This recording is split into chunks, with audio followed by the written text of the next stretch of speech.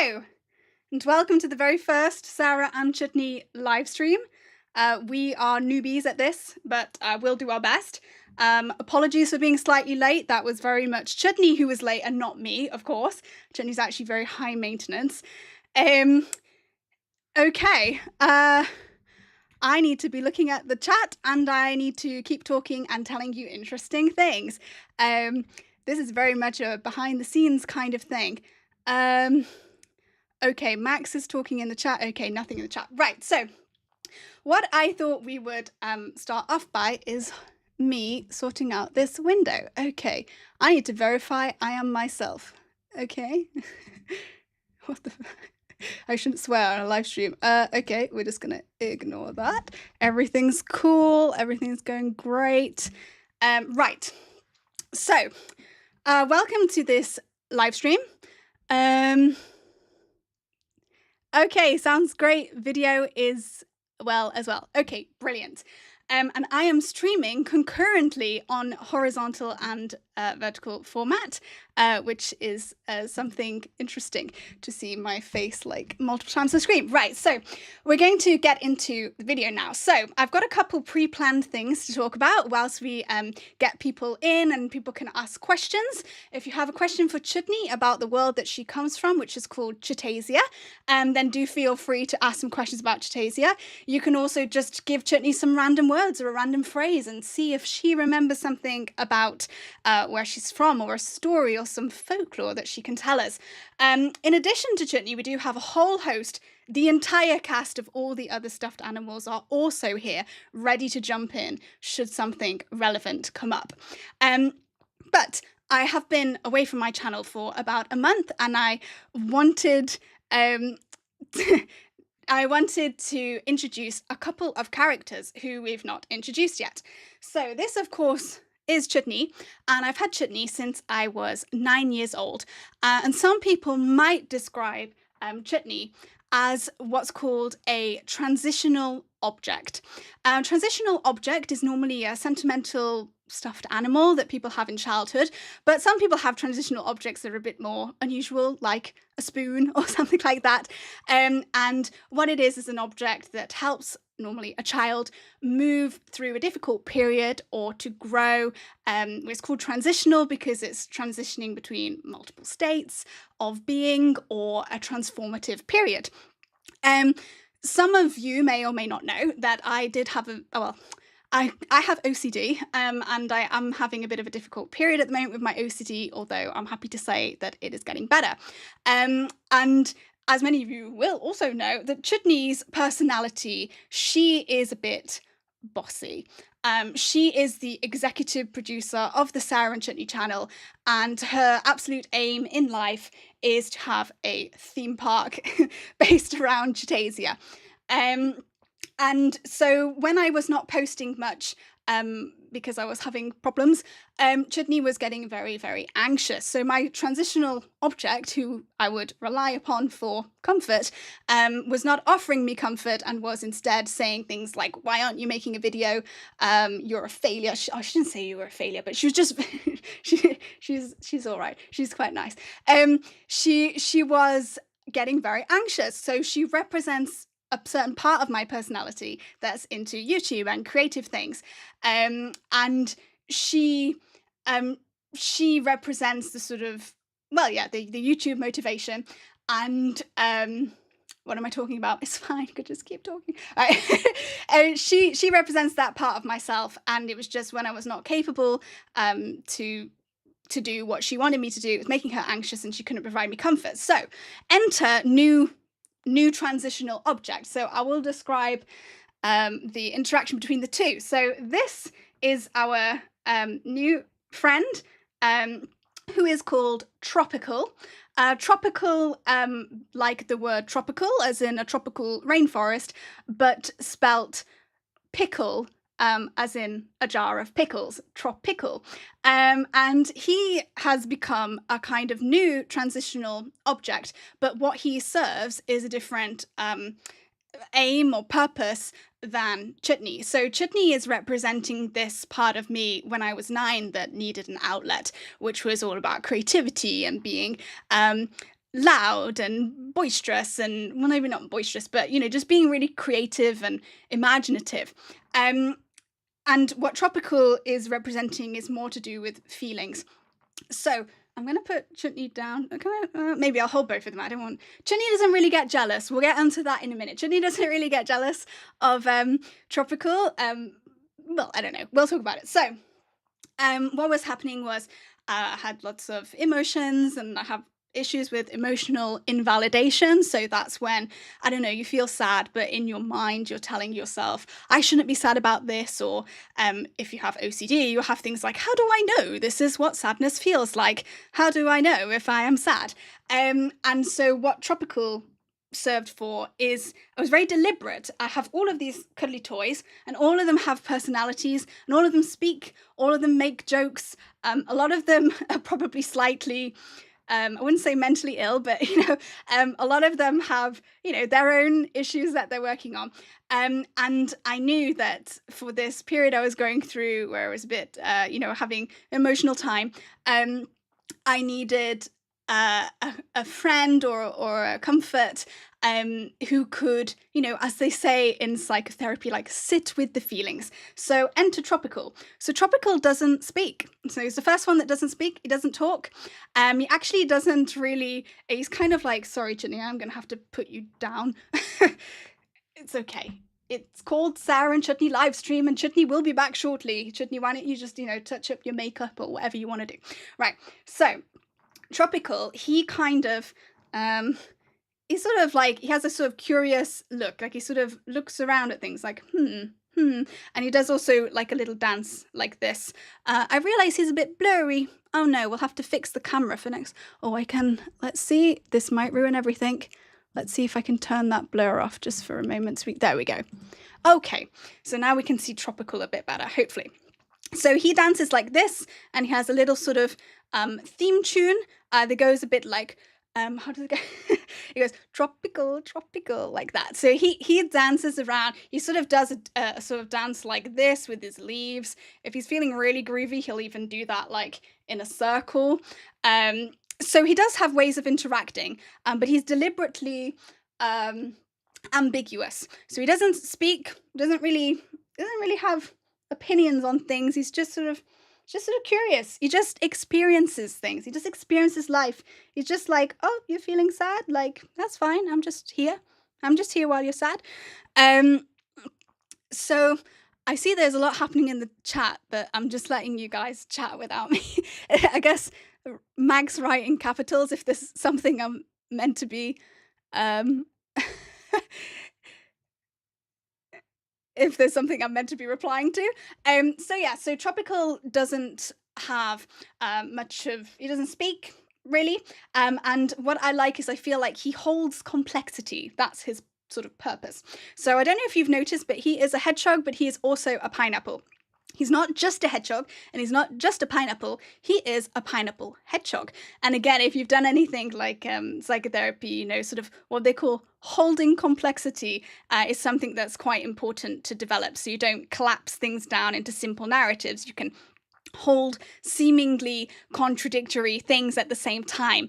It would be something like, oh, you really wanted something to happen in your life, but you understand that maybe things worked out better, or this kind of thing where you're holding two things at the same time. So so that's what Tropickle does. He's both a hedgehog and a pineapple. He's just sort of accepting. He's just going with the flow. He's just like, yeah, he's just living. He's just experiencing things. So that's nice. Unlike Chutney, it will be like, why aren't you uploading a video? Why aren't we uploading a video? What about my theme park? Whereas Tropickle will just be like, well, he won't be like anything. And he has lots of phrases that I like to say about him. I can see there's a message. I'm going to reply to it in a minute when I just finish talking about Tropickle. So there are some phrases that we like to say about him. So he understands everything and nothing is something I like to say. So he's sort of super wise. He sort of totally understands and doesn't understand at the same time. Like he's just going with it. So that's Tropickle.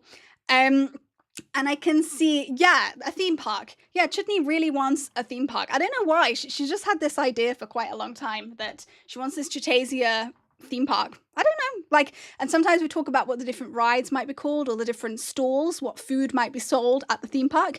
I think when she first started saying that she wanted a theme park, it seemed like a pretty crazy idea, but now with things like VR and AI, it probably would be maybe even kind of easy. I mean, I hesitate to say easy, but to create like a sort of AI Chutasia theme park that you could explore on a VR headset is probably not that difficult. So I think, Chutney, you should have bigger dreams. Bigger dreams. What about like actually like colonizing a planet and calling that planet Chutasia? Like, you know, think big. So Chutney left Chutasia how? So Chutney left Chutasia via an interdimensional time travel microwave machine. She didn't leave voluntarily. There was an evil, well, I don't know if she was evil, but her name is Evil Witch Scopalamina, but she might not be evil and she might not be a witch. But it does so happen that actually in the story she is evil and she is a witch. But, you know, you shouldn't judge people by their names necessarily. So Evil Witch Scopalamina tricks Chutney into going inside the interdimensional time travel microwave machine, and Chutney goes into the time soup where she floats like a crouton. Is what we like to say. So she floats like a crouton in the time soup. And in the time soup, there are different timeline noodles. And so you have the Chutasia timeline noodle, you have the Earth timeline noodle, presumably you have other timeline noodles, but I don't know what they are. Do you know what they are? No. Some other franchise will come up with in the future. And so because Chutney and I are kind of like, we share an essence in a way. We're the same. We're one and the same in a weird way. We are the same essence, you could say. She was attracted onto the Earth timeline to be bought by a 9-year-old Sarah. And actually, it was recently Chutney's birthday. She recently turned 22. So she doesn't look a day older than 50. I don't. So that's how Chutney ended up on Earth by interdimensional time travel microwave. Yes, there is a couple videos about the microwave, the way the microwave works. I think that one is called something like I Have Telepathy with My Stuffed Toy. That's one of my earlier videos. And I think I have done another one since then where, yes, exactly. I think the video that I did after that. So these are the first 3 videos that I uploaded about my paracosm. I did the first one, which was I have an imaginary world. The second one was about the time travel microwave, which is called, I think, I Have a Telepathic Connection to My Stuffed Toy or something like that. And the one I uploaded after that, which I think is called like Chutney's Adventures in Chutasia, and the thumbnail is like a Chutney going in a microwave. That one has a very vague overview of Chutney's life in Chutasia, the events that lead up to her going into the microwave. So that would be a good starting point. I've also done recently a video, the one I did about metaphysics of Chutasia. That I think explores a bit more what this time soup might be and how it functions. Is there a listing of lore? So, I have tried many times to write everything down, but I'm just not a writer. That's why I'm doing YouTube, because I'm trying to find a way to collect all these stories, to collect all of this lore into one place where it can be shared with others without me having to write it. And what I have discovered, I know many people are a bit hesitant about AI, and you know, they're entitled to do that if they want, but I don't mind AI for things that I am not willing to do. And I've found that what I can do is when I upload my videos to YouTube, it creates I'm putting Chutney here so that she can attract the viewers from the shorts feed. So when she's here, people can see her when they're scrolling, when they're doing their doom scrolling through shorts. They're like, what the hell is that? And that's how we will find our new viewers. Yeah, it looks like Chutney's talking in the microphone. Yes. So what I found I can do is when I upload videos onto YouTube, it creates a transcript. It's not perfect, although suspiciously it has started. Who has started to um, recognize more and more words from Chutasia. Like now it actually writes Chutasia and it writes Chutney far more than it used to actually write. So I don't know if it's like a bit sort of learning from my terminology. I don't know how I feel about that, but it does make the transcripts easier to do. It creates a transcript, I read it through, I correct a couple things, and then voila, I've got a written up story or written up facts. And then there are AI tools. I think there's one called, I think it's called Notebook LLM, where you can actually put YouTube links and then it will extract all. I shouldn't really tell people this because then you can just put my videos in it. You can just put my videos in it and then you don't need to, well, I guess you still need to watch me to get new information. But yeah, so I add all my videos into Notebook LM or LLM, whichever one it is. And then it creates a kind of world building Bible for me without me having to write. It uses the transcript of my videos. I think I'm a genius. I don't know, maybe that's not maybe that's not genius, but I just found ways to do things to avoid things that I don't like.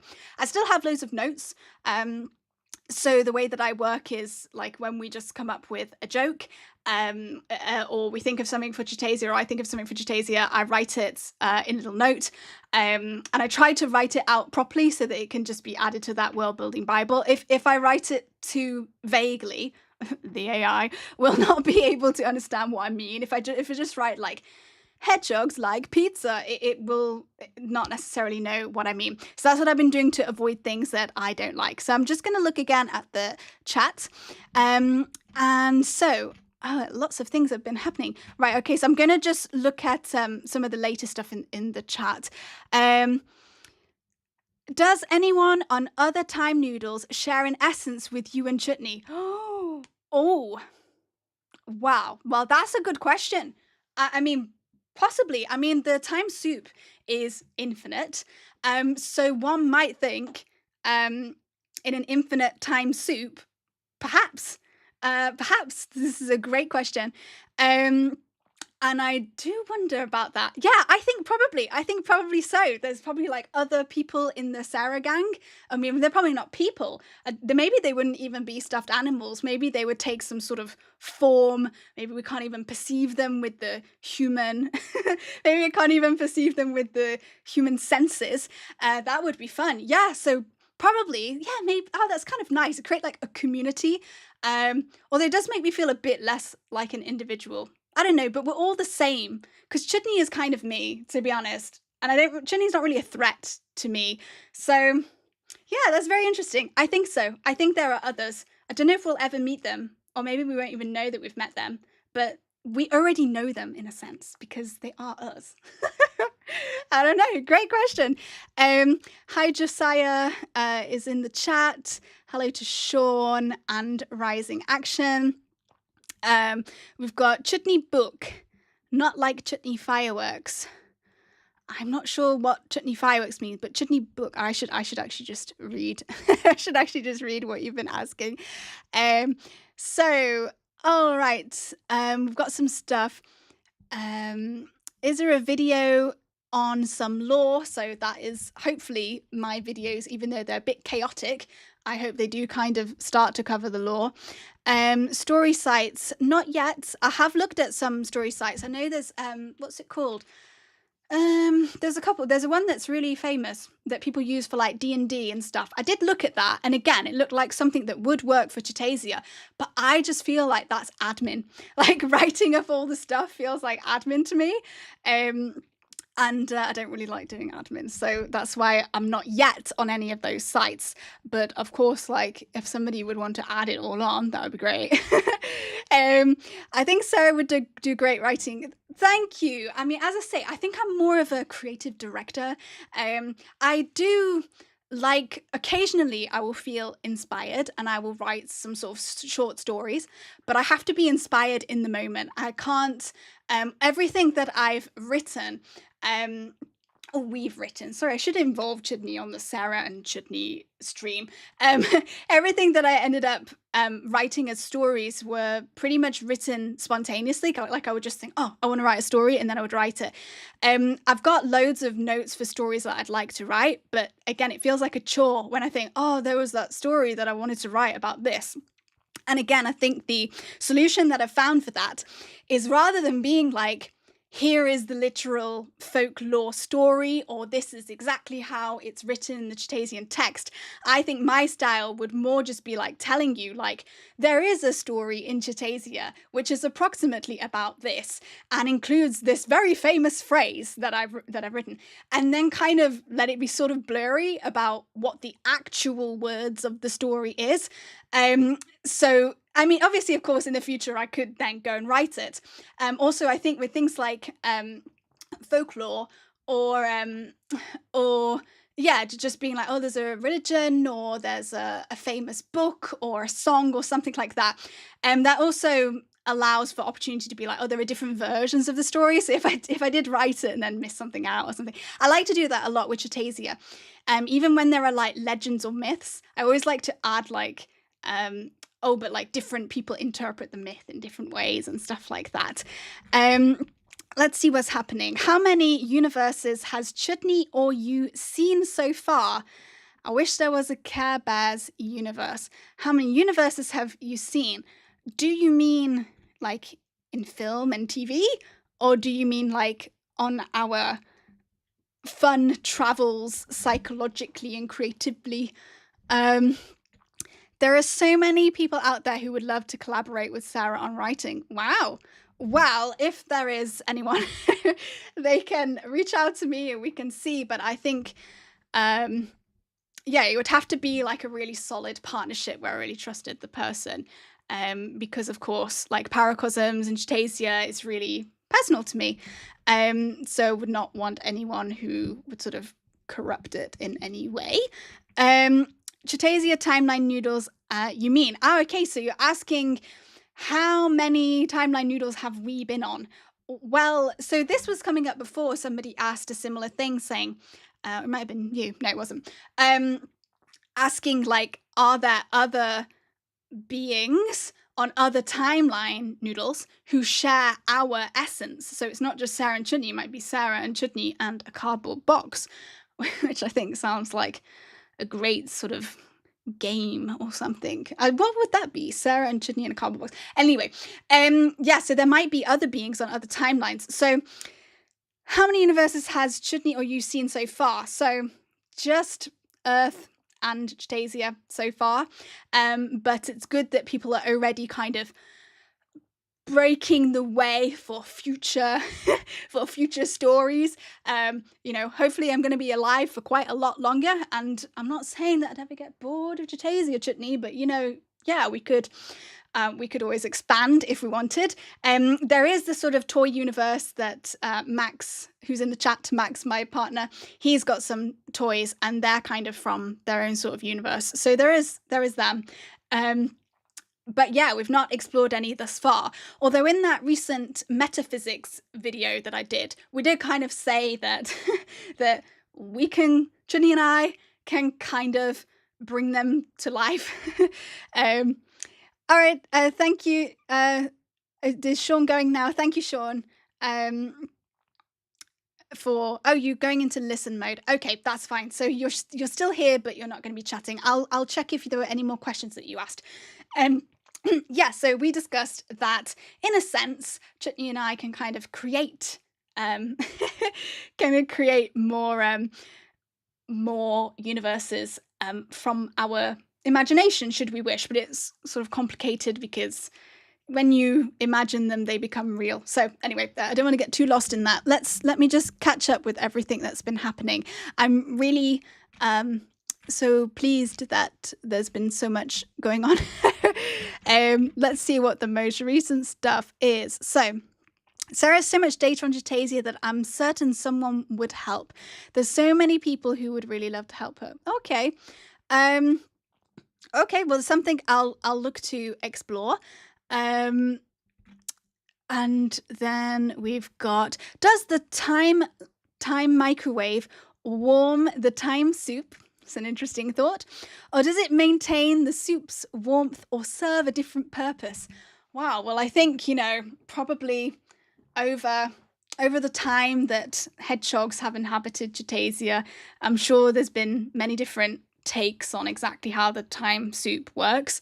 I think most of them have sort of always called it a time soup. I think that's something that's stuck from the truly ancient times, that they consider it a soup. It's a very Chutasian thing, soup.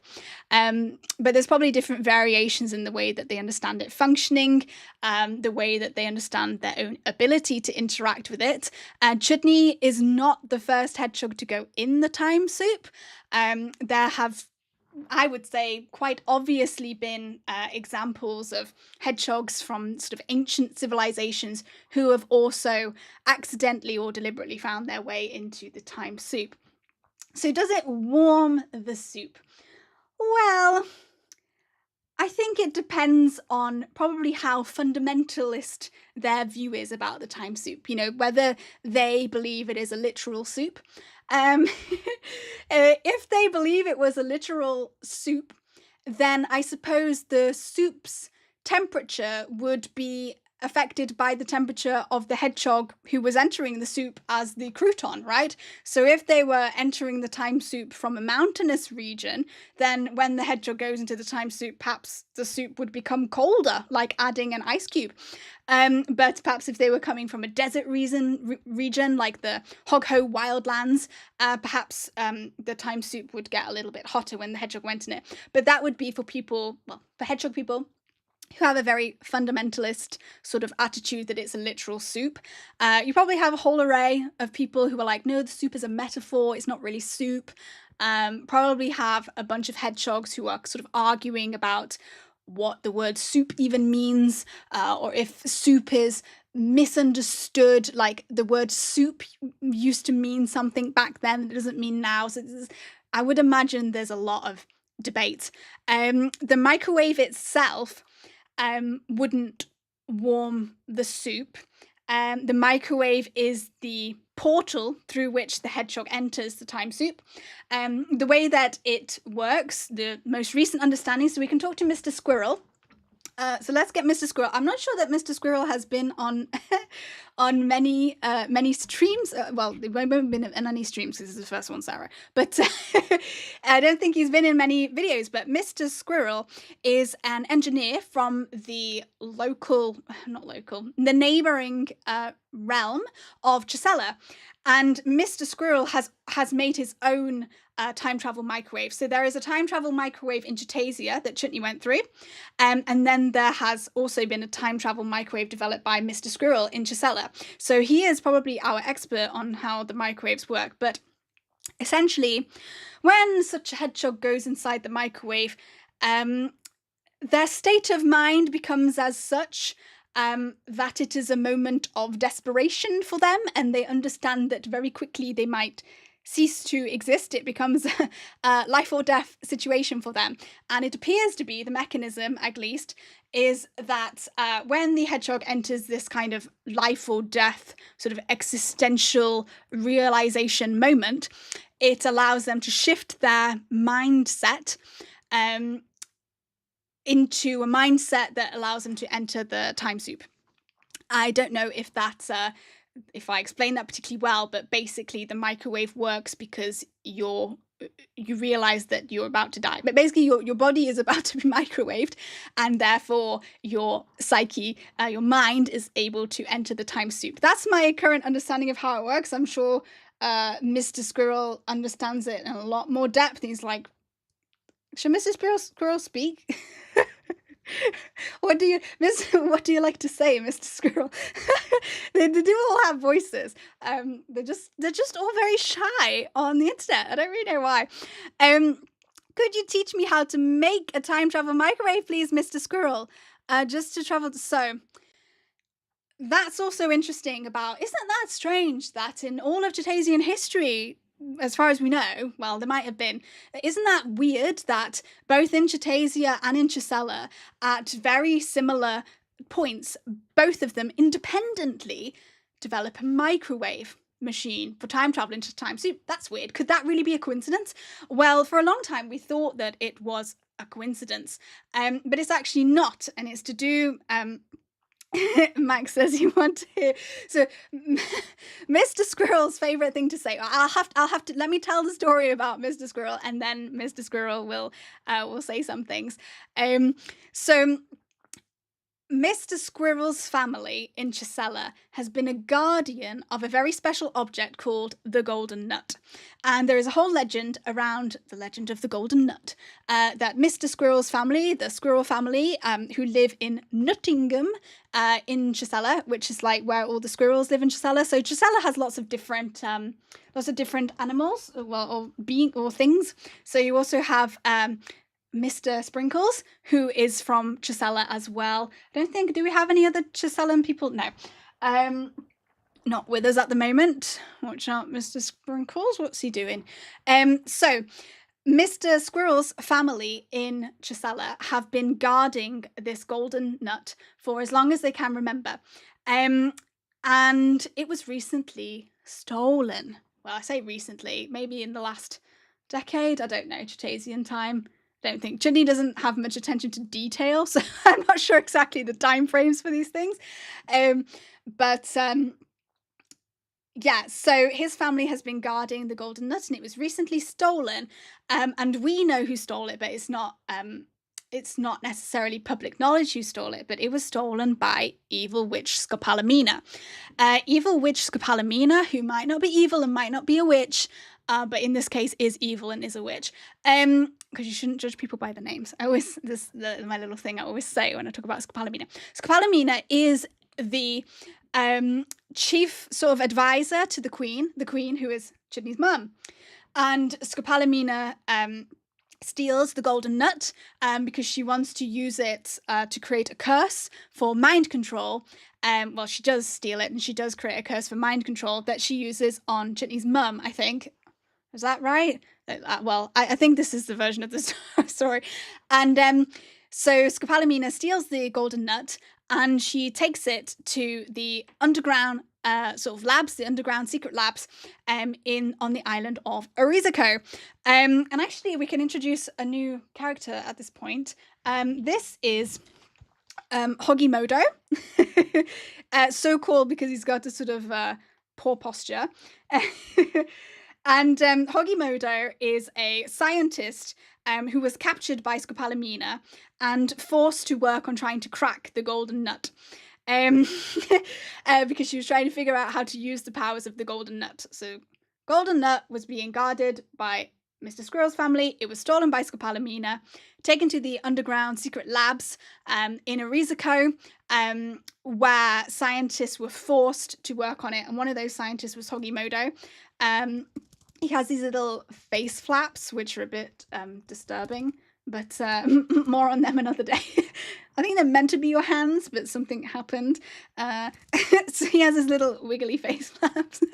Anyway, so what is the golden nut? So we have all this knowledge because we can put together what Chutney tells us, we can put together what Mr. Squirrel tells us, and we're sort of guessing also a bit. But the golden nut appears to be an ancient hard drive, and it contains information of ancient wisdom from the ancient civilizations of Chutasia. And one of the items they think that is sort of encoded onto the golden nut is a blueprint for a time travel microwave machine. And what it seems to be is that the longer that you spend in contact with the golden nut, or if you're near to the golden nut, there is a bit of sort of telepathic information passing of the information that's on the golden nut hard drive. So that's why Mr. Squirrel, whose family guarded it all that long, that's why Mr. Squirrel just kind of like came up with this idea of an invention for a microwave around the same time that the sort of scientists were forced to come up again with the invention for the microwave in Chutasia. Scopolamina then wants to announce the time travel microwave to the world. She announces it in a place called Catching Cliffs, which is a sort of inventors' scientific community. And Chutney happens to be in Catching Cliffs because it's another part of the story. And when Scopolamina notices that Chutney is at the launch event for the microwave, she's like, oh, why doesn't the Queen's daughter, Princess Chutney, be the first to have a go in the time travel microwave? And that's how she ended up here. So I'm not sure what I was originally answering. Oh yeah, and you wanted Mr. Squirrel. So Mr. Squirrel's favourite phrase, he absolutely hates Scopolamina because she stole the golden nut. And so he just, I don't know, I don't know in terms of YouTube streaming, what language is allowed. So Mr. Squirrel really does not like Scopolamina. So she's called Evil Witch Scopolamina, but he likes to call her something else that rhymes with witch. But how does Mr. Squirrel's voice work? I don't know, Max. You put me on the spot. I'm scared now. Maybe on another day, we'll debut all of their voices. Anyway, I shall avenge Mr. Squirrel's lineage. That's if he's up for it. I would try tacking it back for them. Oh, yeah, so actually, Mr. Squirrel. I thought you meant Hogimodo and his face flaps. I thought you were trying to get revenge for that. Hogimodo is from a line of sort of alchemists and adventurers. And when he does it, he even has like a little bean bag in it. It's a bit disgusting. I'm so sorry. It's not your fault. He does come from a line of scientists or whatever. So where I was at before, if there are more questions, you can put them in the chat. I might have missed some of them. I'm sorry if I did, but I'll go back to one thing I was originally talking about. So we've introduced Hogimodo, who's a new character. I'm sure with time he will tell us even more about Scopolamina, even more about the golden nut. We want to know more about the ancient Erizycoans, who are the ones who created the golden nut. He will be a good source of information. So the way that it works with all these hedgehogs that come through the time soup, the reason why they end up here is that Chutney acts as like a beacon.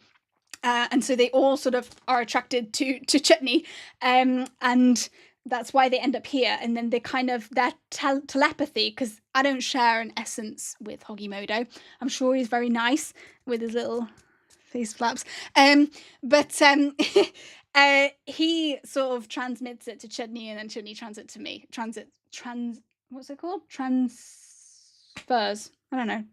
Transmits. Sorry, my brain's not working. I've been talking solidly for 37 minutes. Okay, so we've introduced Hogimodo. I'll go back a moment to talking about Tropickle, who I was introducing at the start of the stream.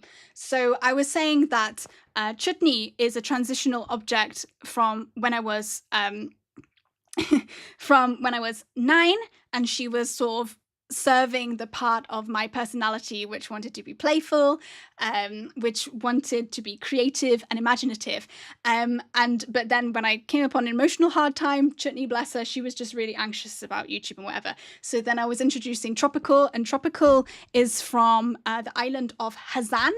And then I'm just going to try something because this is our first stream. I just want to give it a go. I'm going to try showing the map of Chutasia on the screen, and we're going to see if it works or not. Oops, not that. There we go. Let's see. There we go. There is Chutasia. And you can see that to the left of the main island of Chutaland, there is a place called Hazan. And you'll notice it's got like some garlic and some gambling symbols. And I think that sort of captures Hazan. And in the middle, that dark green is a rainforest, maybe? A jungle. It's a jungle. So I'll just turn the map off. Hopefully I can do it. There we go. You should see me again now, hopefully. So Tropickle is from the jungle of Hazan. And he does have a bit of a backstory, but as I said, part of his function is that he wouldn't say he doesn't have a personality. That's not really fair. But that's not his aim. His aim is he's just here. He's mostly emotional support for me. So what happened to Chutney then, and I think this is very interesting psychologically, is that obviously then I was spending a lot of time with Tropickle and not so much with Chutney. And I didn't want Chutney to feel lonely or upset. So I gave Chutney her own stuffed animal. So this is Woofie, Woofie the dog, who is Chutney's transitional object.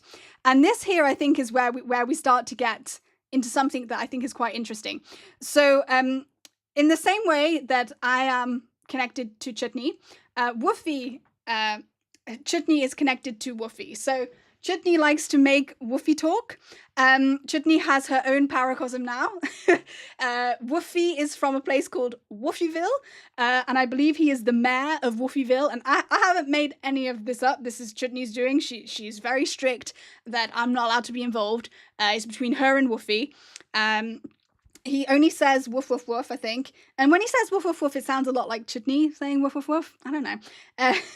So basically what I did so I would be feeling like bad emotionally or something. And then I would have Tropickle, which would be very nice. But then I would feel bad for Chutney being left on her own. So I gave Chutney her own stuffed animal to comfort her. So Chutney, my transitional object, now has a transitional object.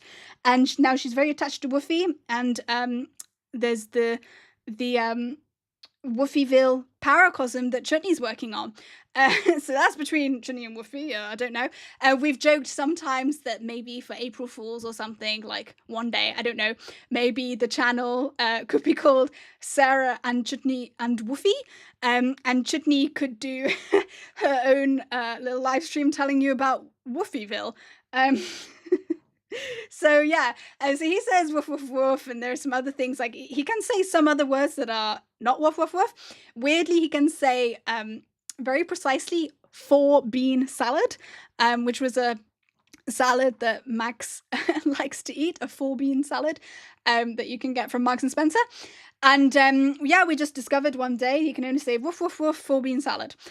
So I'm not really sure you can have much of a philosophical debate with Woofie, but Chutney seems to understand what's going on.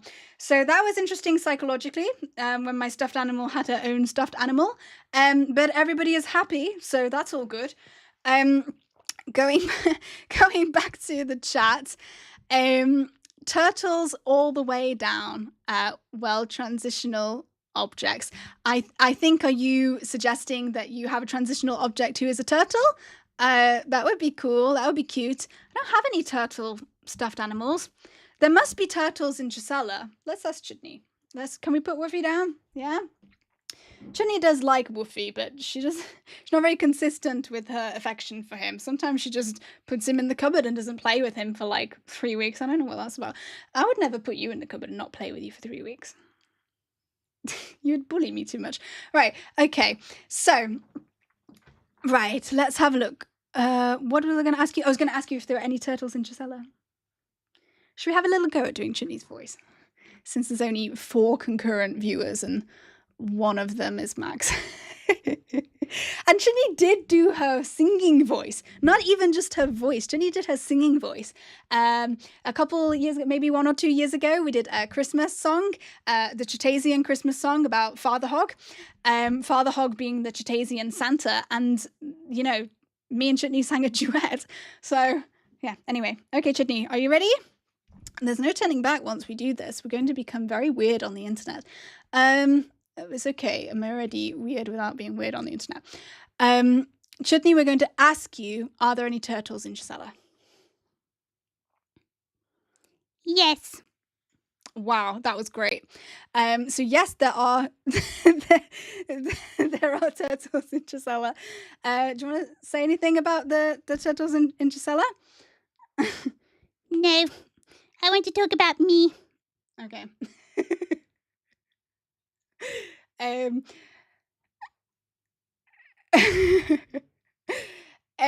So Chutney, I only want questions about me, please. Don't ask questions about turtles. Please ask me more questions about me. This is called Sarah and Chutney, and I think Sarah's been doing too much talking. I remind you, I am the executive producer. Anyway, so this is the direction that my life is going in. I can hear Max laughing. I can hear you laughing. Okay.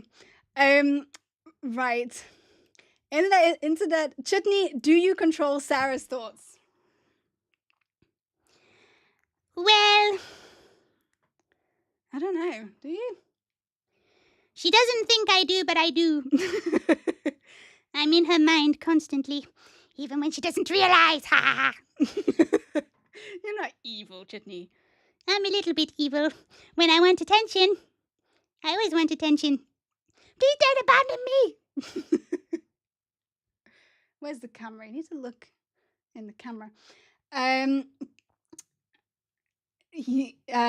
One of my favorites is Woman Who Climbs Tree. Okay, so can they use magic on our plane of existence? Okay, so we're asking, can the cuddly toys who have come from Chutasia, can they use magic? Well, I'm not sure if they even have magic in Chutasia. They have magic in Chutasia? I don't know. Maybe they believe they have magic. I don't know. Chutney, you should be answering, not me. I'm gonna just leave. You can do the stream on your own now. You've talked. I can just go and have a biscuit and have a little drink. Chutney can do the stream on her own. Don't forget Josiah's question. Is that the one I'm doing? Oh, I heard magic exists in your paracosm, right? Any way to use it, or have you used it before?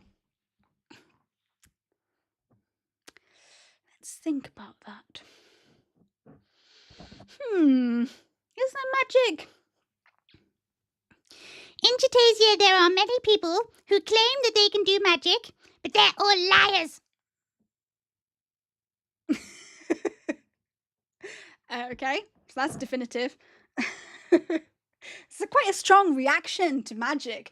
Do you feel somehow like that you're a lesser hedgehog because you haven't discovered your magical powers yet? No. In fact, many people would say that travelling through the time soup is a form of magic. I would consider it instead like a sort of philosophical adventure. But some people might want to call it magic.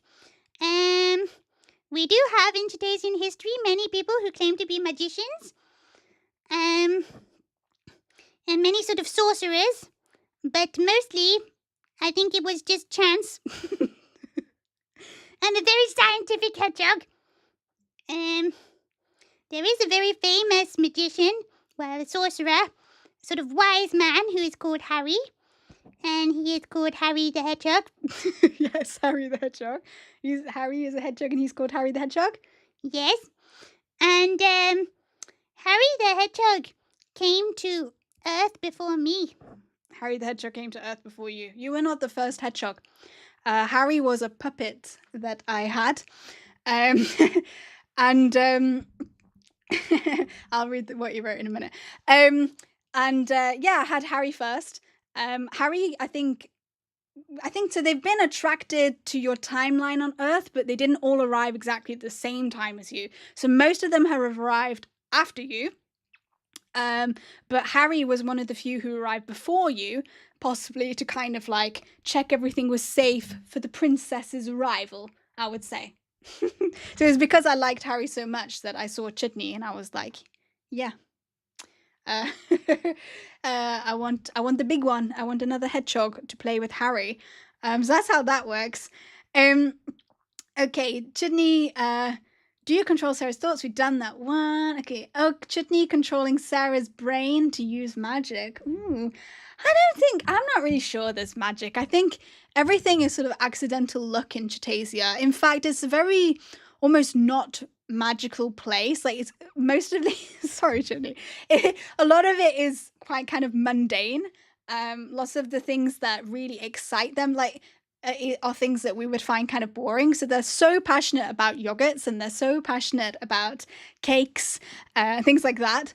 That they don't really need magic as far as I can see, but it's possible that, these ancient Erizycoans, so the ancient Erizycoan hedgehogs were from the island of Erizyco. Let me show my map again.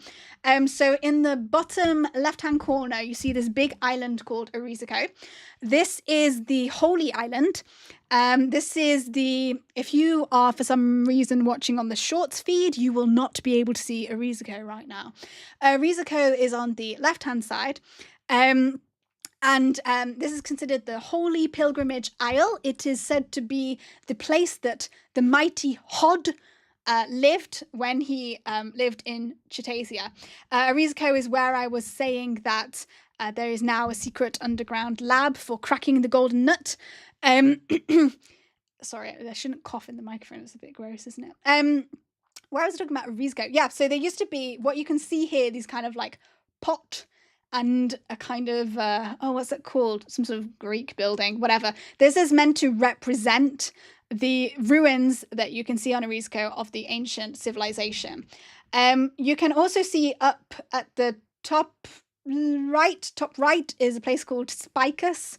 Again, if you are on the shorts feed, for some reason, you will not be able to see Spicus in all of its glory. But Spicus, again, also has these little pots and stuff. And there used to be a civilization, a very old civilization on Spicus, which is called the ancient Macadamians. And I can't remember perfectly if it is the Macadamians or the Erizycoans who made the golden nut.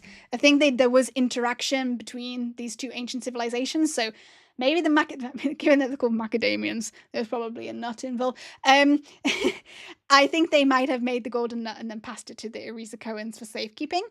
Why am I talking about that? I don't know. Why was I talking about that? We're talking about magic. Yes, the ancient Erizycoans were very into sort of spirituality and philosophy, and I think they're definitely far more advanced than the current Chutasian hedgehogs. They had a lot more of an attention span. So they may well have had some forms of things that might be described as magic, but I don't think it's actually magic.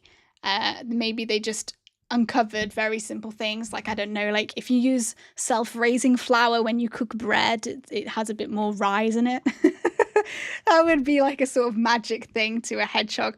I saw someone write cakes are magic. Well, exactly, yeah, that would be their kind of, sort of ingredient brew. A sort of witch's brew would probably be some kind of cake or biscuit, some sort of pastry or something like that. Although there are some cocktails in Chutasia. I think there's one of them called fizzy cornflake. Is that something? Fizzy cornflake? I don't know. We'll have to look that one up. There may not be magic, but there is engineering. Isn't that right, Mr. Squirrel? If you're happy to have Mr. Squirrel talk now. Yeah, so Mr. Squirrel's catchphrase is he just like, the way to get into the Mr. Squirrel voice is to say, his arch nemesis is evil witch Scopalamina, who stole the golden nut from his family. Hold on, it's a bit hard for me to channel Mr. Squirrel because he has a very scratchy voice, so this might not come out perfectly first time. Okay. All right.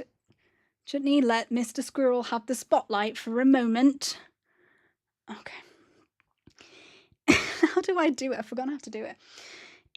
Evil witch bitch Scopalamina. I don't think I'm meant to say bitch on the internet. Evil witch Scopalamina. Something like that. She stole the golden nut. That's how he speaks. Chutney, you're being very dramatic in the background. Let's put you there.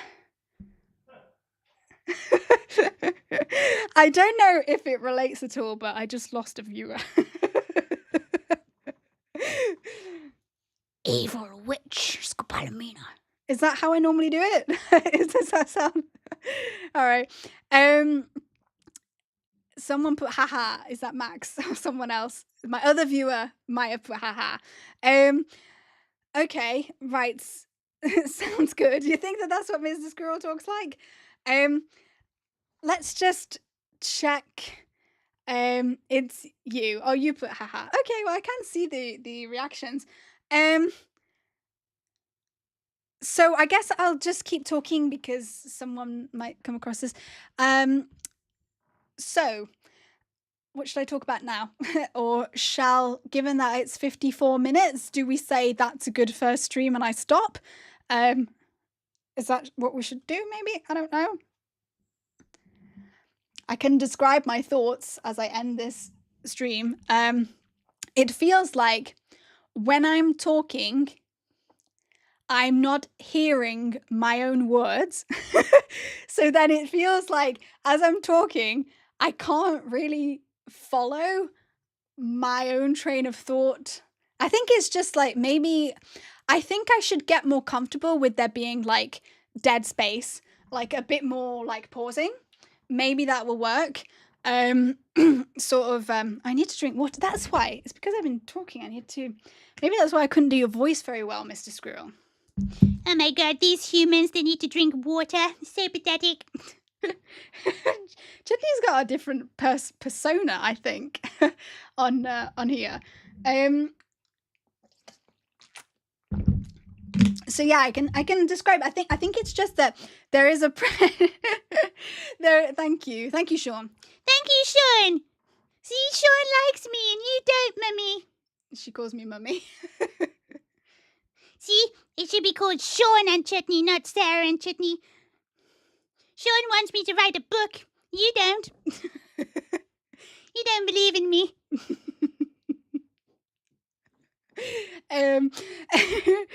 The video diva. I always called you a diva. Are you happy with that? As long as it's in a good way.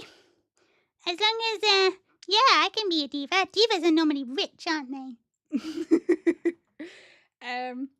Yeah. So, yeah, what I can say is I think that there's a kind of like pressure. I mean, I think it'll be interesting to watch back. There's a kind of pressure to not have any silence.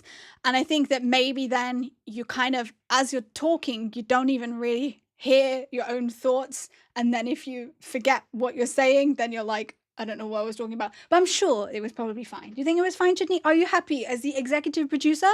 Do you feel like this has been a step forward for your career on YouTube? It was a mediocre effort. Oh, that's not nice. I don't think that's very kind. I'll try very hard. I'm afraid that if I'm not mean, you won't do it again. Oh. Actually, I'm very grateful for this opportunity. I'd like to thank everyone who has supported me. You not won any award. Love the cadence. It's fine as it is naturally occurring. Okay, I think if I was to do it again, I probably will do it again. I think I would just try to talk like a bit slower and be a bit like, try to actually think about what I'm saying as I'm saying it. I think I probably made coherent sense, as coherent as one can be when one is talking about imaginary worlds. Yeah. Any further questions from you, Max? Anything you want? Any characters that haven't shown up, Max? Add a few backup questions and topics. Yeah, I did have a topic in mind, but I forgot what it was. Oh yeah, I remember what it was. I thought that this stream looked a bit like sort of fortune telling thing. Sometimes it looks a bit like I'm a fortune teller. And so I was gonna have Chutney give like horoscopes, like sort of Chutasian horoscopes to people.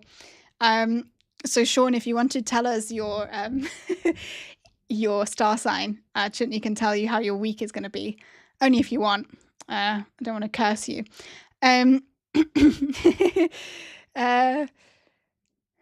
Yeah, we do need some. Oh, I do have. Well, I guess my backup questions and topics was supposed to be Max.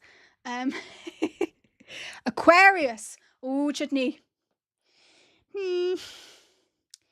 Let me just take a moment to get in the zone. I've never seen her do that before. I'm getting in the zone. Aquarius. This week, a potato will presented to you in a very a potato will be presented to you in a very unusual scenario. It is imperative that you eat the potato. Otherwise, something very, very bad will happen to your goldfish. Okay. He won't die. Don't worry, the goldfish won't die. He will just have a bad day. Okay. Wow. Don't know if that means anything to Sean. If a potato presents itself, should eat it. Otherwise, something bad will happen to your goldfish. Does Chutney have an alternative career as a sort of psychic medium fortune teller? For what occasions do Chutasians eat hottata? Metaphysical. Yes, of course, Chutney might not have been talking about an actual goldfish. She might talk about, what do goldfish represent in your life? Is a goldfish normally kept in a small glass bowl? Is it a commentary about how restricted we are in our current earthly life, where we don't really have freedom and we're just sort of bumping into the glass of the goldfish bowl all day? I was going to say, I can probably read Chutney's thoughts a bit. It's hard to make out. Ooh. How do you feel about that, him being able to read your thoughts? Well, would he be able to replace Sarah as a host? I'd like to have a backup option in case she refuses to do another stream. So Max has asked a question about hottata. So hottata is a food in Chutasia, which is potatoes and fish, or as they are now called, vegetable fish. So in Chutasia, Chutney used to tell us lots of stories about how they used to eat slugs and worms, and I don't think he ever said fish, but definitely used to eat a lot of slugs and worms. And then at some point, Chutney just started saying that they've been made out of vegetables. Because I'm a vegan, so I don't know if that's relevant or not. But Chutney just decided to start saying, so we call it worms.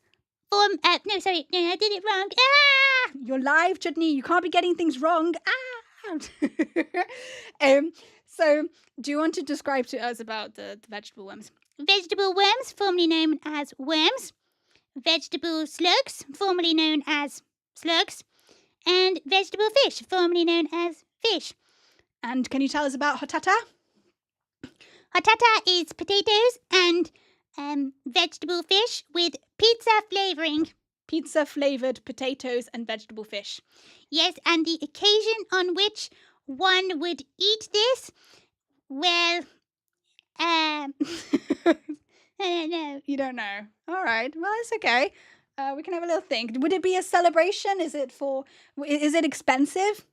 It's very expensive. It's extremely luxurious. Pizza flavouring, extremely luxurious. Okay. So it might be like at a banquet, like maybe at a wedding? Oh my god, yes, exactly. A wedding. You would eat hottata at a wedding. Okay. So that's about hottata. Sounds delicious. It's pizza flavor.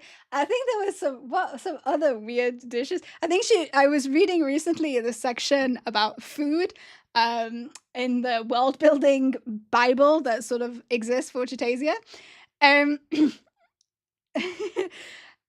Actually, Max, hottata. Yes, exactly. I thought you had spelled it wrong. It's hottata, not hattata. That's a completely different dish. I'm waiting to hear the laugh next door when... Yes, there we go. Hottata has been a tradition for centuries. Exactly. I can't believe you guys don't have hottata and pizza flavoured fish and vegetables from a wedding. Hottata is something you would never want to eat. It's basically just putting vegetables and fish on your hat. I don't know why you would want hottata. Only crazy people do that. And I'm not a crazy person.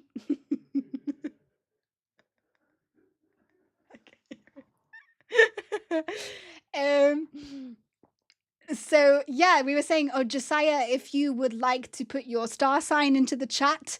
Chutney has already done the horoscope for Aquarius, but we can do another one if you're not an Aquarius. All the crazy people say that they're not. Oh my goodness.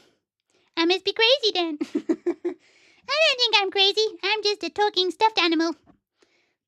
I don't think that's crazy. At least I'm self-aware.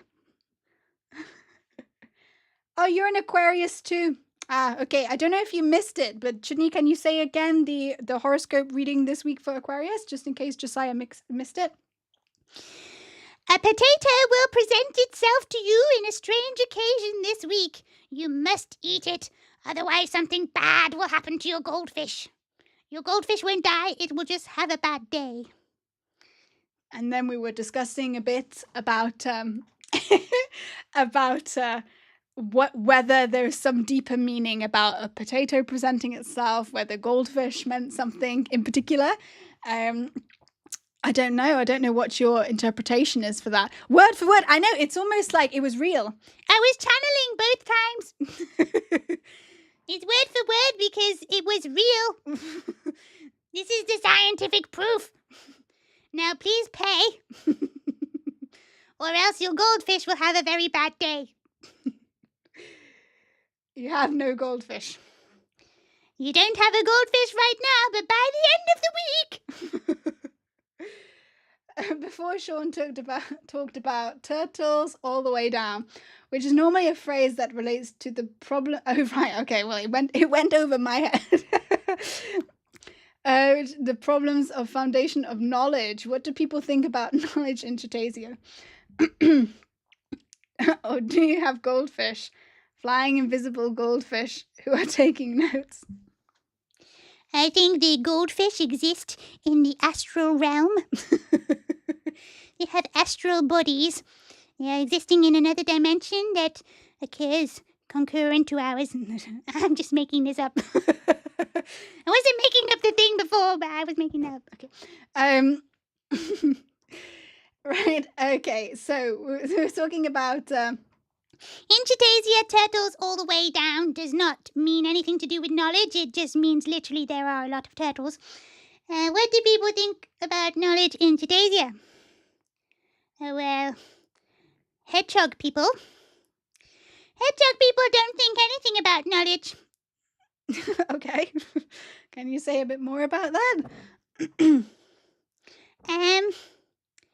Does knowledge deserve to be thought about? Doesn't knowledge speak for itself? I don't know. It's a bit profound. I don't know what you want me to say. What do people think about knowledge in Chutasia? Well, I guess they think it's good. I don't know, like, maybe some people think it's bad. They're like, oh God, too much knowledge. I hate school.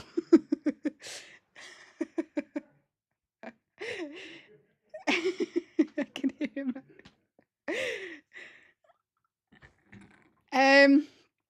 Okay, so hedgehogs hate school, but you did do a PhD, didn't you, Chutney? It's true, I have done a PhD in farming, specifically potato farming. Yes, it's true, you have. I was the professor and the student, and I created the first university. Seems like there was a very strong standard on the sort of panel, you know, the, what do they call it? The accreditation, accreditation panel, the people that say whether you're allowed your degree or not. I was an expert, so I could expertly say whether I expertly knew everything. So yes, I have a PhD in potato farming. I can say that weeing on potatoes does not make them grow faster. If you think that that is a very strange thing to say, I advise you to look at some of our other videos where we talked precisely about a rebel group called the Erinacieux. And they were a great threat to potatoes in Chutasia. And so I had to do my PhD in potato farming to prove that weeing on potatoes was not a good idea. Would you believe? So when you say knowledge in Chutasia, well, I think that I care a lot about knowledge in Chutasia. Okay. Sounds like someone, you know, talking at one of those sort of like Miss USA or Miss France or whatever, you know, when they have to answer the questions and they're put on the spot and they have to say something about, you know, what do you think about world peace? And then they come out with like the most generic thing that you've ever heard of. It sounded a bit like that. Thank you. I am an accomplished public speaker. This is my first time speaking publicly. Okay. Let's have a little read of the chat. Sorry for doing that in the microphone. It's probably not very good. So, do you have schools of vegetable fish? What would the vegetable fish learn? Your next line, Chutney, is the knowledge isn't really like our world's. It holds information, not only for survival, but to gain a new host like Sarah. Oh, gosh. I think I need Josiah to be my scriptwriter. One day when I give my speech when I return to Chutasia, as the returning princess, soon to be queen of Chutasia, I return as the prophet Kunra. I will need to say a very impressive speech that will impress all of the hedgehogs. And I think I will employ Josiah to write my speech. Or rather, I hope Josiah will volunteer. Because I'm not very confident that this YouTube business is going to be very lucrative. So hopefully he will do it from the good of his heart.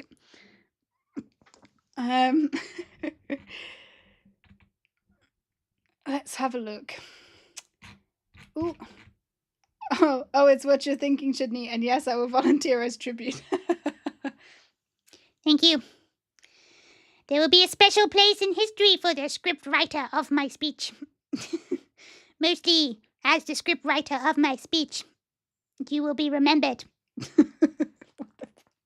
Don't swear on my live stream. I would say it can't be monetized if you swear on it, but we don't have any monetization because nobody watches me. Why does nobody watch me? I don't know, Chutney. It will take a little bit of time. I need a theme park. If I don't have a theme park, how can I be sure the world will remember me? Can do something profound, can contribute something to medicine or technology. I was too distracted by the chat. Okay. Sean asks, has anyone ever offered a handmade character to you? I guess what you mean is, wow, I'm losing my voice.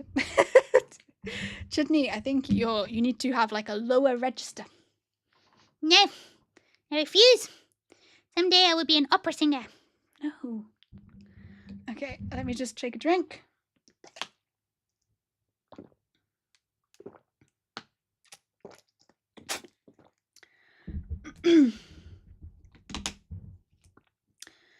So, has anyone offered a...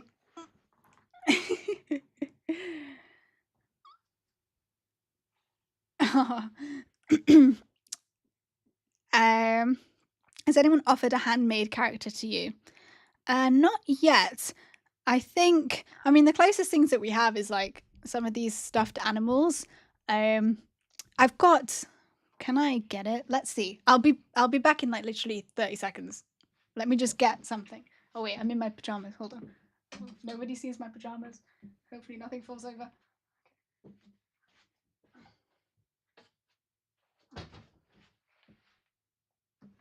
Okay. All right. So I have the closest thing that I have. After all that effort I put into, there's actually a feature called like take a break, and you can have like this animation that shows. But so the closest thing that we have to a handmade character, taking this quite literally, actually, when you say handmade, is this guy, who is a pickle. He is quite literally handmade. And do we really want to get into the pickle? This is Simon Peter Pickle. And Simon Peter Pickle. So we were talking a bit before about Chutney has Woofie as her character. You can make Woofie talk now that you've done your debut. Chutney can have just a little go. I was going to say while I have a drink, but it doesn't work like that, does it? So does Woofie want to say a bit about Woofieville? Yes, Woofie wants to say something. Waff, waff, waff, waff, waff, waff, waff, waff. That was very insightful, Woofie. Thank you. Woofie is the mayor of Woofieville. Woofieville is my paracosm. I'm going to have a more successful YouTube channel than Sarah. It's going to be called Chutney and Woofie. And Woofie says, woof, woof, woof, woof, woof, woof, woof, woof, woof, woof, woof. Woofie's voice sounds a lot like your voice, Chutney. And my voice sounds a lot like your voice. Interesting how this happens. Anyway, so how does this relate to the pickle? It's well, I don't know if it's a real pickle. I don't think it's a real pickle. So this pickle, Chutney has Woofie, and in the story, Chutney meets a character who I think actually is going to become probably quite a big and significant character. Chutney meets a character who is called Schusslicki. In a minute, Max is going to laugh when that plays. There's a small delay between my recording and it going live. So Chutney meets a character called Schusslicki. And Schusslicki is self-aware. And when I say self-aware, I mean Schusslicki is convinced that he is a fictional character, and he is on a mission to visit all of the libraries in Chutasia, and he looks through all of the books in the libraries looking for himself. So he's looking to find himself in a book because he feels convinced that he's a fictional character. And Schusslicki, that's a very stressful experience for Schusslicki, of course, being aware that that he's made up. And Schusslicki has Simon Peter Pickle is Schusslicki's toy. I don't know why. I don't know the exact story about why Simon Peter Pickle is now with us on Earth. Chutney's going to have to tell us about that. But yeah, so Schusslicki, his family is like a sort of performing, sort of traveling performers. So they perform different plays around Chutasia.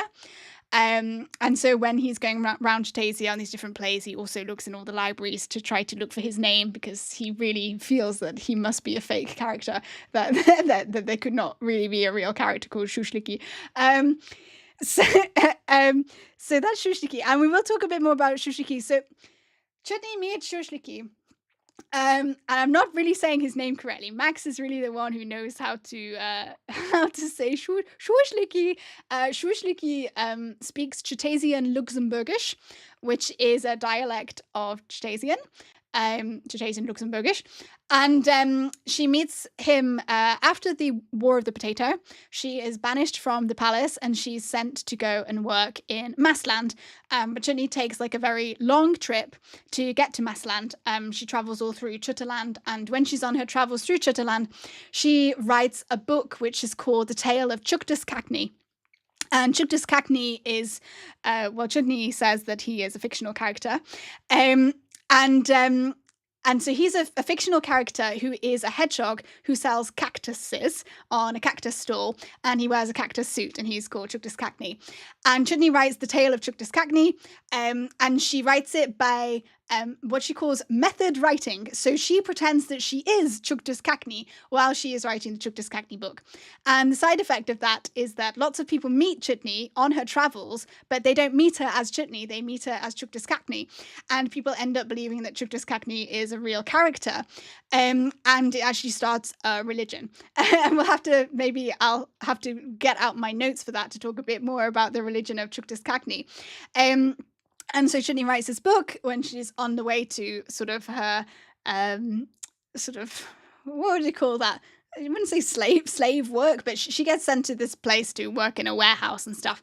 And she publishes the book just before she arrives in Massland. And it is Schusslicki, the hedgehog, who Chutney meets, because he is traveling around all these different libraries. He puts Chutney's book, The Tale of Chuctus Cactni, into all of the different libraries that he visits, and he is partly responsible for the spread of this religion, which is called Cactitism, and there are different branches of Cactitism. And so that's the connection, the vague connection between Chutney, Schusslicki, Simon Peter Pickle, Cactitism, The Tale of Chuctus Cactni. That's a good, I think that was a good intro to that part of the story. Like, we're sharing lots of things today that have not been discussed yet. So writing is like everything I've done over the decades. It seems so hard and mysterious until you actually start. I just don't like writing. I'm better at just saying it out loud, and then, as you say, maybe someone else can write it up. I do like sometimes to write, just when I just feel inspired to do it. And sometimes I think there are like if there's like a piece of folklore, I will tell the story lots of different ways. But maybe there are particular phrases that are very well known in the folklore that always stay the same. Maybe that's something. Have I missed something else? Oh, some stuff that Max put in the chat. There is the idea of the old, somewhat crazy wizard who is a bit out of it, but sometimes comes in when needed. Is that how the pineapple is? So, there is a backstory as to why Tropickle is a hybrid between a pineapple and a hedgehog. And actually, this is one of the few ones that is a story that I've written out. It's a bit more of... I did post some videos... Sorry, Chutney, I can't hold. Why can't you hold me? It's called Sarah and Chutney. Okay. I'm being very patient and very quiet while you talk about everyone else. Okay. Okay, so... so there is a bit of a backstory about why Tropickle is a pineapple. But I was... he's not a pineapple. He's both a pineapple and a hedgehog. We can't collapse his... what would we say? Complexity. You can't simplify him. But this story, I said that some of the stories now in Chutasia, some of them have a bit of a deeper meaning, or they come from like something a bit more serious, and that is one of the stories, Tropickle's origin. So I will have to figure out like whether I want to share things that are more serious or more like actually emotional. I'm pretty sure I will. Why not? But I'm not going to do it right now. But yeah, so there is a backstory as to why he's a pineapple. Oh, he's so cute. Okay, I'm reading the chat. Could you share some wisdom from Erinacious's writing? I'd like to, but as you said, Josiah's asked something, so I'm going to respond to that first. What if paracosms are real in disguise? Well, I think that really the question to ask is, what does it mean for something to be real? What do we mean by real? Recently, I've been very interested in philosophy, and as always with me, let's put you where you can be seen. There you go. Are you happy you like that, Chutney? Yes, I look beautiful. Okay. This looks sufficiently chaotic to bring in new viewers. So I've been interested in philosophy recently. And when I say interested, like I'm always interested in sort of broad ways, not really particularly detailed. And again, I don't read books. I will only listen to like podcasts and stuff. But eventually, if I listen to enough podcasts, if I listen to enough videos, eventually I do end up being, relatively knowledgeable about the subject. And one of the ones I've been looking at is the idea that the only thing that we really... Hold on. I can't believe I'm going to have a serious philosophical conversation like this, but I think this is the whole point. What did I call my stream? Philosophical world building? Well, I think this is the moment. This is the moment for the philosophy. It was promised. It only took an hour and a half to get there, but here is the philosophy. So there is an idea that and this is not going to do the idea justice. As I said, I am not a person of detail, right? There is an idea that the only thing that you know for sure is that your awareness exists.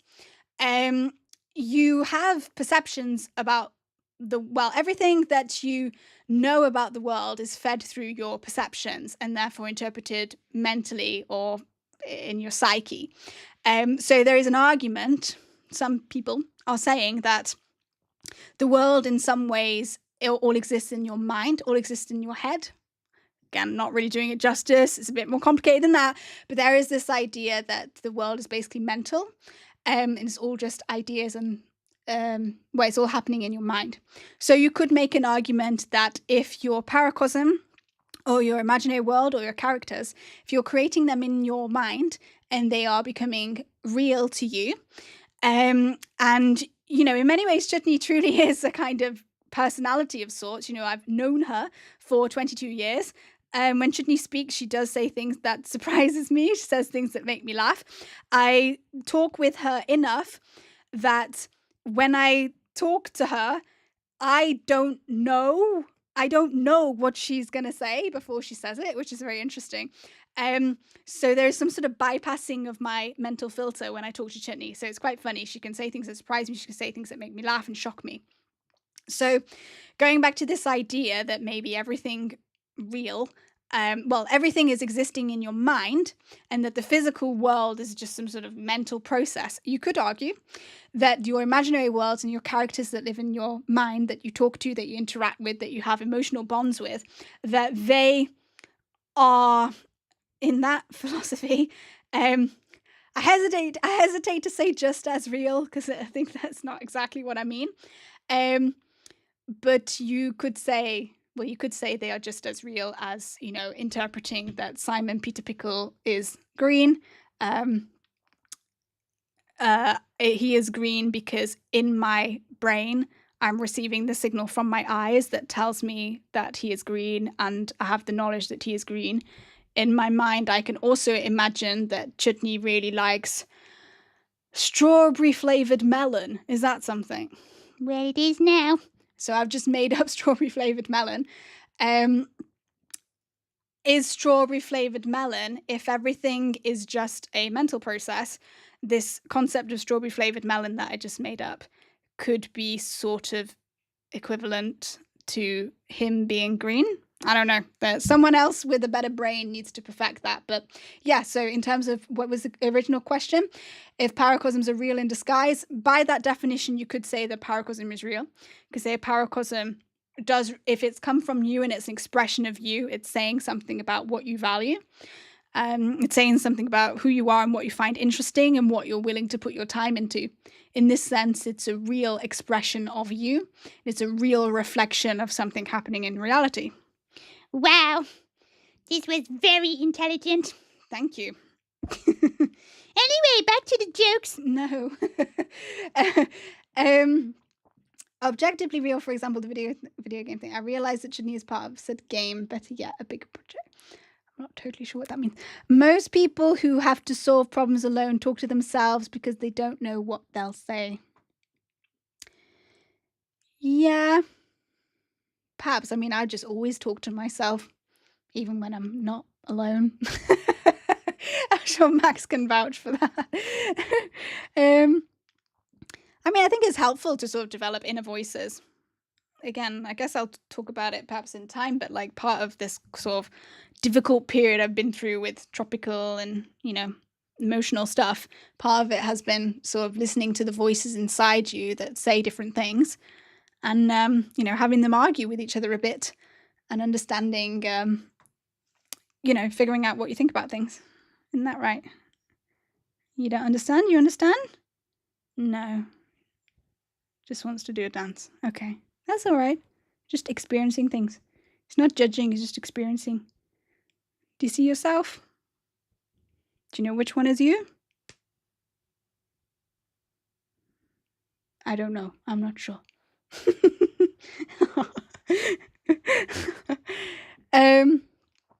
Chutney as an extroversion doorway. Perhaps you could react to it. Could you expand on what you mean by extroversion doorway?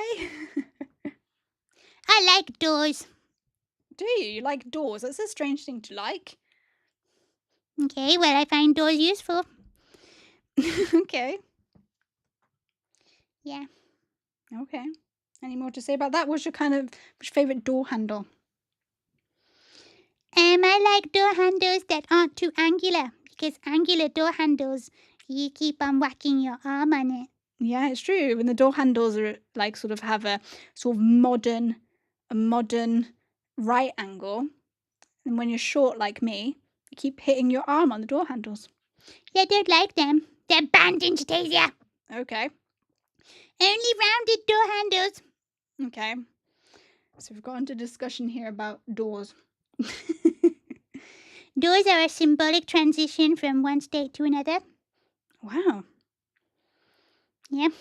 Okay. You want me to say more? You have to pay. No, we don't have the paying feature yet. Okay. Your video titled, Are There Video Games in My Imaginary World? Right. It was about Chutney telling us a game about plushies taking over the world. Oh, bears absolutely no resemblance to my ambitions here on planet Earth. I am completely innocent. I am a friend of the humans. I need my script writer. No, it was Josiah who asked the question. Oh no, my script writer has turned against me. Josiah, tell me, how can I tell the humans that I'm of no threat, whilst potentially being of a threat? Any thoughts?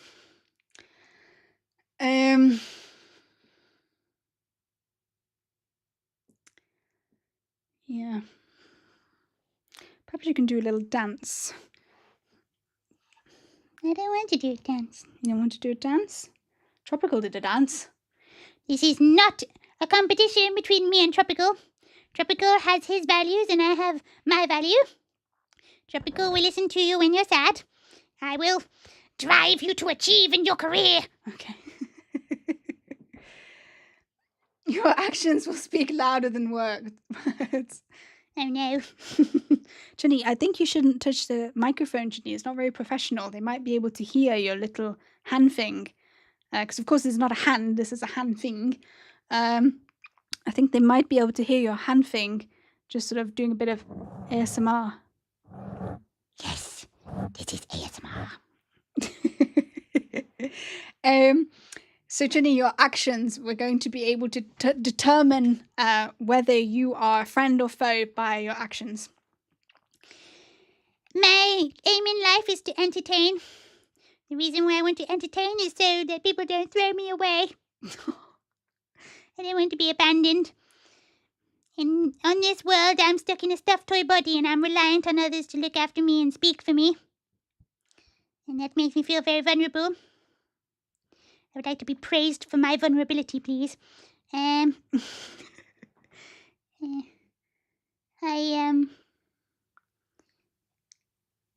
don't think I can be bothered to overtake the planet. I prefer to sleep. I think there's an Erinacieux quote about that. Somebody asked about Erinacieux. Erinacieux is the most famous philosopher in Chutasia. Okay. We need to look at Erinacieux quote, do we? Erinacieux is also one of my ancestors.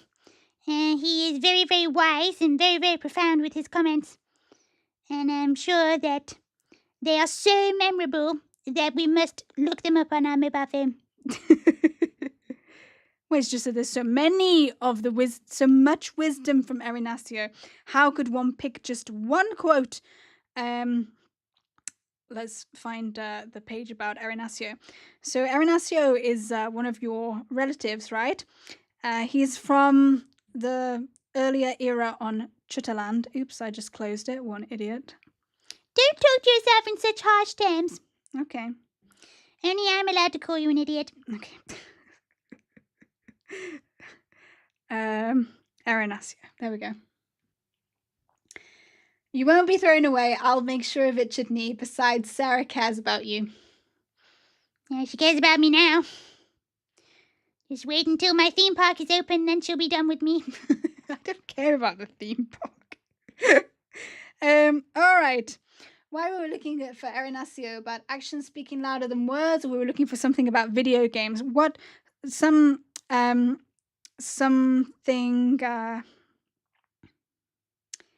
Is there something on here that is profound? All of it is profound. It's very rude. Okay. I would like to ask the eternal question. Is ice cream actually cold? That was by Erinacieux. He was very thoughtful. You can really understand how profound he was as a thinker. Is ice cream actually cold? I think there was a whole volume of books written only about this quote. Oh, really? Another one, also on the theme of food. I am not a sausage. I am an individual. Wow. Yes, that's about being assertive. Asserting your identity even when others want to put you down. I am not a sausage. I'm an individual.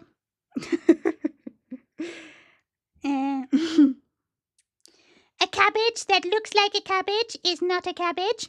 That one is very deep.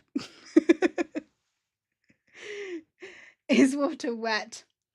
I mean, is water wet is kind of Erinacieux-esque, but it's not on here. You don't want water. You just want attention. Okay. If you say so. No, I don't say so. That's what Erinacieux said. It encourages self-reflection about what it is that you want. Often in life we say that we want certain things, and we even take actions towards them. But then once we get them, we realize it was not this that we were seeking all along. This is why Erinacieux asks us to question. You don't want water. You want attention. Wow. Chutney's philosophical podcast coming soon. Yeah. Okay. What do you want me to do now? Any more of these that you like? No. No. Are we hedgehog? Or are we pancake? Wow. Very profound, very deep. Am I a hedgehog or am I a pancake? It depends on the definition of hedgehog and the definition of pancake. Wow. Is it actually cold or do I just feel cold? This is a commentary about whether the internal state, it says anything about the external state. This is actually quite impressive. Do you like to eat pancakes? Well, is it a question for me?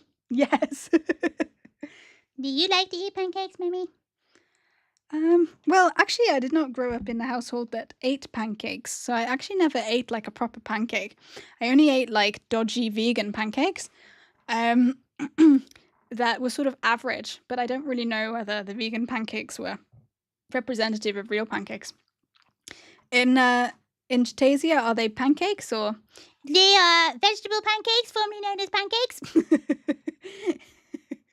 They are made only about vegetables and nothing to do with eggs. Definitely no eggs. Only vegetable eggs. Don't worry, Mummy, I'm a vegan too. Yes, I like pancakes. There was one time when they made a portrait of me, when I was born, actually. They brought out the ceremonial birthing pancake that my mother ate while she was giving birth to me. That's not real. Here it is. She was eating pancakes when she gave birth to me. It's a good omen. I've not heard that one before. So can you tell us more about the ceremonial birthing pancakes? What do you want to know about them? Well, what makes them special? What makes them different from normal pancakes? Well, you eat them when you're giving birth. Okay. How did Chutasian hedgehogs give birth? I don't know. You don't know? No, I don't. I'm not really sure. You're not really sure? I think they sneeze and then a hedgehog appears. Oh, is that what you were told? Yeah. Yeah. They buy you buy them from the shop. No, that's toys. You buy toys from the shop. But I don't think Chutasian hedgehogs are actually bought from shops. Never change, Chutney. Somebody likes you, Chutney. Yeah, exactly, Mummy. Somebody likes me. Somebody likes me, not you. They don't like you. They want me. I'm gonna rename this channel And Chutney. No, Sarah. Any more questions? So you do like to eat pancakes? I like to eat many things. Pancakes is just one of them. Okay. What's that? Oh, it's Tropickle's leaf. Okay. Can put you here. What's that? Oh, it's the Pickle packaging. Simon Peter Pickle. Do we know anything about Simon Peter Pickle? No. No, okay. All right. Don't know anything about Simon Peter Pickle? Well, Simon Peter Pickle belongs to Schusslicki. I don't think it would be fair to comment. Okay, we'll have to wait for Schusslicki to show up. I don't think Schusslicki's going to show up. Schusslicki is a fictional character.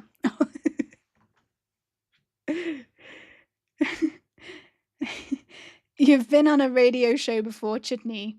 Does this live stream remind you of it? I was on a radio show. This is my Uncle Elvis.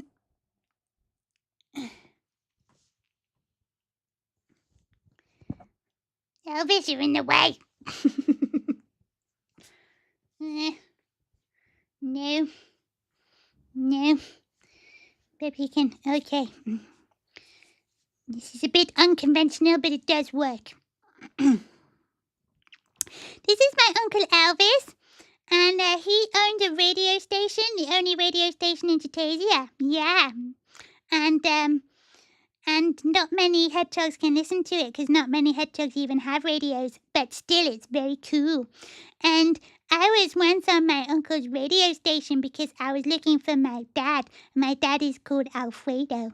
My dad is here. Do you want to get Alfredo? Okay. Ooh. Tropickle nearly ended up on the floor then. Anything that falls on the floor will have to be carefully examined. This is my father. He's called Alfredo. And he is a spy. And he went undercover because he is a spy. And I was looking for my daddy Alfredo. And so I used... Uncle Elvis's radio station to ask where he was, but he was a spy. Yeah, he was a spy. So, yeah, perhaps he wasn't going to tell you. No, but he is an honest spy. He does not believe in lying. That's right, I'm an honest spy. Oh, I've not spoken yet. Oh, it's hard to do your voice because my throat is a bit sore. I'm a Chutasian spy, and my name's Alfredo. We're now down to one viewer. Now we're just playing on our own. Now we can let the true crazy out. I'm Alfredo and I'm a Chutasian spy. Okay. So yeah, how does it compare? How does the live stream compare to Elvis's radio show? Well, the live stream was real and the radio show isn't. No, I mean the radio station was very real, and it's a big part of the story. So it's definitely real. And I was on it many times because I'm amazing. And I'm an excellent radio show guest, except when I was humiliated by Adolf. Yeah, when Adolf was asking you lots of questions about your dad, but you didn't know them. Yeah. Okay. I think we might call it a day. Unless there are any final questions, I do believe it may just be Max watching at this point. But just in case it's not, if anyone else has a question, otherwise we'll call it an end. Oh, I made a strange noise. Oh my god, I'm so tired. Do you guys feel tired? I feel energized. I could go all night. But you're holding me back. All right. So we'll start to wrap up. Just in case anyone else just pops on, we'll keep talking in a nice presenting way. But otherwise, that is the first live stream of Sarah and Chutney, and we will now have to navigate the back end of YouTube and make sure that we don't accidentally delete this. I'm just going to, while I'm on this live stream, I'm just going to test out the putting a break on for 1 minute, but I won't leave it 1 minute. I will stop it, but I just want to check that the break screen comes on. So I'm just going on a break for 1 minute.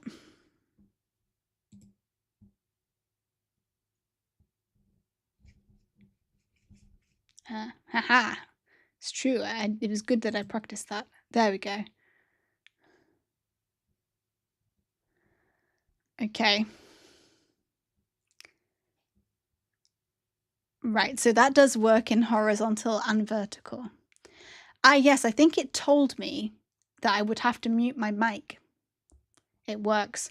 So you can still hear me. So let me just write down that the things I need to do is I have to turn off my camera input and I have to turn off the mic, and then I have to click the break button on here.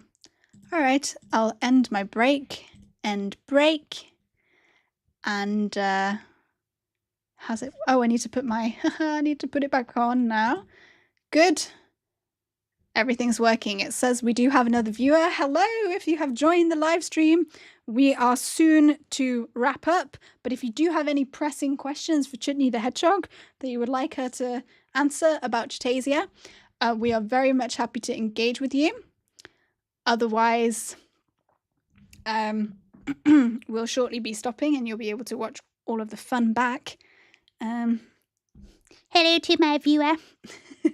Hello to my one viewer. It says I have 2 viewers, one of whom is my faux pas. But to my other fan, oh my god, hello. I would feel so embarrassed if I was watching a live stream and then the host was talking directly to me. I don't think you should do that, Chutney. I think that's a bit unfair. I want people to feel appreciated. One day when I'm an ultra mega celebrity, they will be able to talk about that one time when they were the only person in the live stream and Chutney spoke to them directly. Oh my god, what a precious moment. Anyway,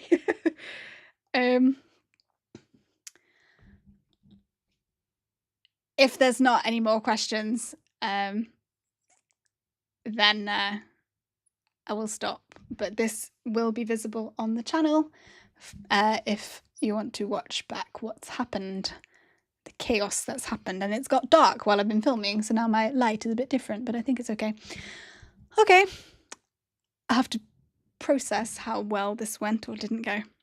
Max, do you think it went well? Let's wait for him to reply.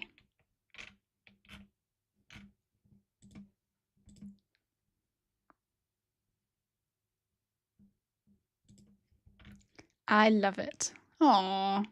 Well, it's easy when you're just in the chat. Okay. All right then. Looking at the stats, it looks like at some point we did have a high of 5 minus Max. So that meant at some point there were 4 people. 3 of whom we know. So there was one other lurker. Well, concurrently.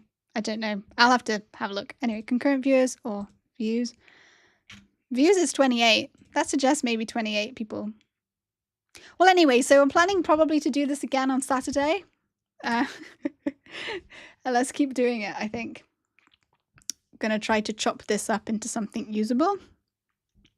Maybe get some videos out of what's been filmed. Yeah, to our lurking viewer, we see you. We see you. Don't worry. It's fine. I would hate if that was me. It's totally cool. I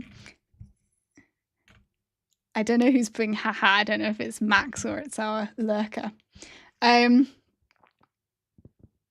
Right. Okay. Let's end it there. And it's you. Okay. Okay. Thank you very much. Give us some feedback about what you liked or didn't like, and maybe we'll do it all again. Okay, I'm going to end the stream now. I think I have to let it just end a bit. And yes.